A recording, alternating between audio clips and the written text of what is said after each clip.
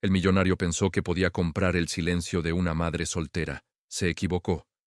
Nadie sabe que el momento más aterrador de mi vida no fue cuando me ofrecieron $500,000 por callarme, sino cuando decidí rechazarlo, sabiendo exactamente lo que esa decisión nos costaría a mi hijo y a mí. Me llamo Soledad, y durante 3 años trabajé como enfermera nocturna en la clínica privada más exclusiva de la ciudad. Ese tipo de lugar donde los ricos van cuando necesitan discreción tanto como necesitan atención médica. Cirugías estéticas no reportadas, tratamientos para adicciones que nunca aparecerán en registros públicos, emergencias que las familias poderosas prefieren mantener fuera de hospitales, donde hay demasiados ojos y demasiadas preguntas. El trabajo pagaba el triple de lo que ganaría en hospital público, y los turnos nocturnos significaban que podía estar en casa cuando mi hijo Mateo salía de la escuela. Tenía 8 años y era todo lo que importaba en mi mundo. Ese niño brillante de risa contagiosa que hacía que cada sacrificio valiera la pena. Su padre nos había dejado cuando Mateo tenía 2 años. Igual historia que escuchas 1000 veces. Prometió para siempre, pero su definición de eternidad duró exactamente hasta que ser padre se volvió inconveniente. La historia comienza en realidad una noche de noviembre, cuando trajeron a Julio César Ibarra a la clínica a las 3 de la madrugada. Reconocí su nombre inmediatamente porque todos lo conocían: magnate de bienes raíces, dueño de la mitad de los edificios de lujo en el centro, ese tipo de riqueza que viene con poder político y conexiones que llegan hasta los niveles más altos del gobierno. Llegó inconsciente, traído por 2 hombres de traje que se identificaron como su equipo de seguridad. Sobredosis, dijo el doctor Ramírez, con voz baja, mientras revisaba sus signos vitales. Cocaína mezclada con alcohol. Su corazón casi se detiene. Necesitamos estabilizarlo rápido. Trabajamos durante 2 horas, bombeando su estómago, administrando fluidos, monitoreando cada latido irregular de su corazón. Eventualmente se estabilizó, pero era claro que había estado al borde de la muerte. Cuando finalmente recuperó la conciencia alrededor de las 6 de la mañana, lo primero que preguntó no fue cómo estaba o qué había pasado, sino quién sabía que estaba ahí. Nadie, le aseguró el doctor Ramírez. Como siempre, esto queda entre estas paredes. Ibarra asintió con satisfacción y luego me miró directamente a mí, como si acabara de notar mi presencia. ¿Y ella?, preguntó con voz todavía ronca. Yo soy Soledad, una de las enfermeras nocturnas, respondí con tono profesional que había perfeccionado. Todo lo que pasa en esta clínica es confidencial, señor Ibarra. Puede estar tranquilo. Él me estudió con ojos que, a pesar de estar inyectados de sangre y cansados, seguían siendo calculadores, evaluando si representaba amenaza o no. Durante las siguientes semanas, Julio César Ibarra volvió 3 veces más. Siempre de noche, siempre con las mismas quejas vagas que escondían problemas más profundos relacionados con sustancias. El doctor Ramírez le suplicaba que buscara rehabilitación real, pero Ibarra rechazaba la sugerencia cada vez con excusas sobre su imagen pública y compromisos de negocios que no podía cancelar. Yo hacía mi trabajo sin comentarios. Tomaba sus signos vitales, administraba lo que el doctor ordenaba, mantenía registros que sabía serían destruidos antes del amanecer. No era mi lugar juzgar a los pacientes sin importar cuán autodestructivos fueran sus comportamientos. Pero había algo en Ibarra que me inquietaba. Algo más allá de sus adicciones obvias. Era la manera en que hablaba por teléfono cuando pensaba que nadie escuchaba. Las conversaciones sobre contratos municipales que sonaban sospechosamente como sobornos. Las menciones casuales de inspectores que habían sido convencidos de ignorar violaciones de códigos de construcción. Yo no estaba intentando escuchar, pero la clínica era pequeña, y las paredes delgadas, y mis oídos funcionaban perfectamente. La 5ª vez que vino fue diferente. Llegó sobrio, pero agitado, paseándose por la habitación mientras el doctor Ramírez intentaba calmarlo. Hay periodista investigando mis proyectos, decía con voz llena de pánico apenas contenido. Están haciendo preguntas sobre el edificio Torres del Sol, sobre las inspecciones, sobre los materiales. Si publican algo, mi carrera está terminada. Torres del Sol. Ese nombre me heló la sangre porque yo conocía ese edificio. Mateo y yo Habíamos vivido ahí durante 6 meses el año anterior, en departamento pequeño que alquilábamos mientras buscaba algo más permanente. Era edificio nuevo, supuestamente de lujo, aunque desde el principio hubo problemas. Grietas en las paredes, tuberías que goteaban, ventanas que no cerraban bien. Nos habíamos mudado cuando el propietario aumentó la renta más allá de lo que podía pagar. Pero 2 meses después de que nos fuimos, Torres del Sol había tenido colapso parcial. El ala este del edificio se había derrumbado durante tormenta fuerte, matando a 3 personas, incluyendo niña de 6 años. Las investigaciones subsecuentes revelaron que el edificio nunca debió haber recibido aprobación para ser habitado, que había violaciones serias de códigos de construcción, que los materiales usados eran inferiores a los especificados en los planos originales. Mateo y yo habíamos escapado esa tragedia por puro accidente de timing, pero otras familias no habían tenido esa suerte. Y ahora aquí estaba Julio César Ibarra, dueño de Torres del Sol, entrando en pánico porque finalmente alguien estaba conectando los puntos entre sus sobornos y esas 3 muertes. Mantuve mi expresión neutral mientras seguía con mis tareas, pero mi mente corría. Esto no era solo adicto rico con problemas de sustancias. Esto era criminal responsable de muertes por negligencia criminal, tratando de encubrir sus crímenes. Y yo era testigo de sus admisiones implícitas. Durante las siguientes semanas intenté seguir con mi rutina normal, pero todo se sentía diferente. Cada vez que pasaba frente a fotografía de Torres del Sol en periódico, cada vez que escuchaba familias de las víctimas en noticieros exigiendo justicia, sentía peso en mi pecho que se hacía más pesado. Sabía algo que podría ayudar, pero decirlo significaría romper confidencialidad médica, perder mi trabajo, posiblemente mi licencia de enfermería. Y luego una noche, Mateo me preguntó algo que cambió todo. Estábamos cenando, solo nosotros 2 en nuestra pequeña cocina, cuando de repente dijo: «Mami, si supieras un secreto que pudiera ayudar a alguien, pero decirlo te metiera en problemas, ¿qué harías?». Lo miré sorprendida por la pregunta. «¿Por qué preguntas eso, mi amor?». Él se encogió de hombros. «Estamos estudiando héroes en la escuela. La maestra dice que los héroes reales son personas normales que hacen lo correcto, aunque sea difícil. Me preguntaba si tú serías héroe si tuvieras que elegir». Y ahí estaba. Pregunta inocente de niño de 8 años que cortaba directo al centro de mi dilema moral. Esa noche, después de acostar a Mateo, tomé decisión. Contacté al periodista que estaba investigando a Ibarra, periodista llamado Miguel Ángel Torres, que había escrito varios artículos sobre la corrupción en la industria de construcción. Le envié correo anónimo desde cuenta nueva diciendo que tenía información sobre Julio César Ibarra, pero necesitaba garantías de protección antes de hablar. Él respondió en 12 horas. Nos reunimos en café del lado opuesto de la ciudad, lugar donde nadie me conocería. Le conté todo: las admisiones de Ibarra sobre sobornos, las conversaciones sobre inspectores comprados, el pánico sobre ser expuesto.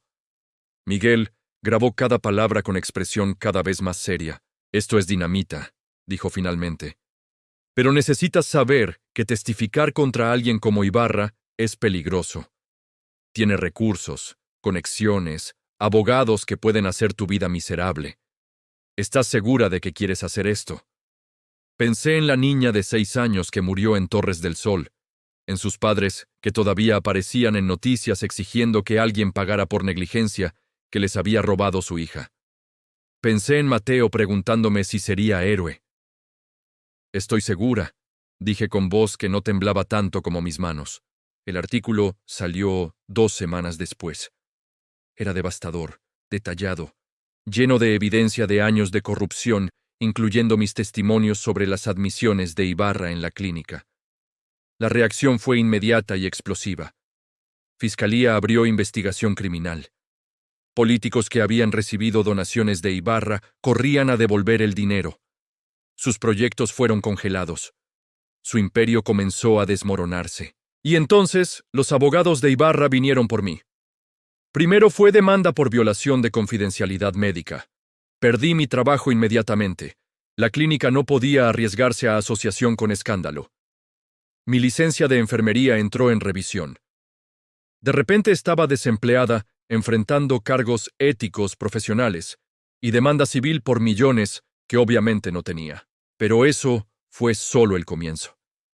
Empezaron a seguirme. Autos sin placas estacionados frente a mi edificio.